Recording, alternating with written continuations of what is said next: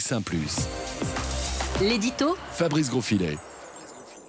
Quand on navigue au long cours, il ne faut pas confondre l'écume et les courants de fond. L'écume, c'est ce qu'on voit à la surface de l'océan. Parfois, les vagues sont grosses, elles peuvent renverser le navire ou contrarier sa progression. Ensuite, elle retombe, la mer prend un autre visage. Le courant de fond, lui, il est plus constant, plus difficile à cerner, mais tout aussi puissant. Il faut souvent déployer beaucoup d'énergie quand on veut nager à contre-courant. Alors, depuis l'assassinat de George Floyd, nous avons la conjonction d'une agitation de surface et d'un mouvement de fond. L'agitation de surface, ce sont les déclarations, les manifestations, les prises de parole, toutes ces déclarations motivées par l'émotion provoquée par cette vidéo. Car oui, il faut quand même le reconnaître, si le meurtre de George Floyd n'avait pas été filmé, ça n'aurait pas eu le même impact. Le mouvement de fond, c'est la conviction affirmée et partagée notamment par la jeunesse qu'il faut avancer vers plus d'égalité, que le racisme est toujours bien installé en 2020 dans nos sociétés, que ce soit aux États-Unis ou en Europe, qu'il va falloir le documenter sérieusement et probablement légiférer si on veut le vaincre de manière durable. Ce mouvement de fond ne se fera pas en quelques semaines. Il faudra donc de la ténacité, de la conviction pour aller au bout du voyage et dépasser l'émotion qui fatalement, elle, finira par retomber.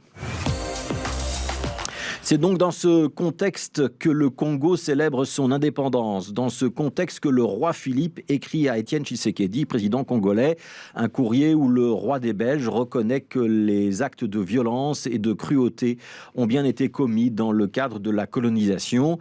Il y exprime également dans ce courrier ses profonds regrets pour les blessures du passé et il reconnaît aussi des discriminations encore présentes aujourd'hui tout en s'engageant à combattre toutes les formes de racisme. Alors face à ce courrier, on peut se demander si on est dans l'écume ou dans le courant de fond. Et la question est importante parce qu'il ne suffit pas d'écrire ou d'exprimer des regrets pour tourner une page de l'histoire coloniale. Et en réalité, la page ne se tourne pas. Elle sera toujours là. Elle continuera de peser sur les relations entre les anciens colonisés et les anciens colonisateurs. L'écume, ce serait donc d'exprimer des regrets, peut-être même de présenter des excuses. Parce que ce ne sont que des mots, même s'ils ont une force symbolique importante et que reconnaître ses torts, c'est un premier pas. Mais les atrocités commises, ce ne sont pas celles des Belges d'aujourd'hui, celles de 2 ou 3 générations en arrière. Alors vouloir déclencher un courant de fond, ce serait tout autre chose. Ce serait sortir du débat sur le seul bilan de la colonisation et reconnaître des travers qui appartiennent à notre société contemporaine et sur lesquels nous pouvons agir aujourd'hui. L'exploitation des ressources minières, la main-d'œuvre sous-payée, les conditions d'existence, on serait presque tenté de dire les conditions de survie à Kinshasa.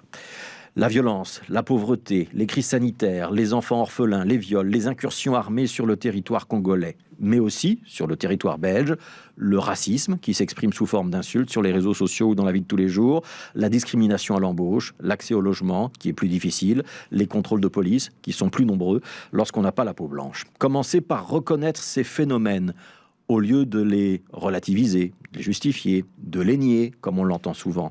Ce serait déjà quitter l'écume des choses et se donner un peu de fond.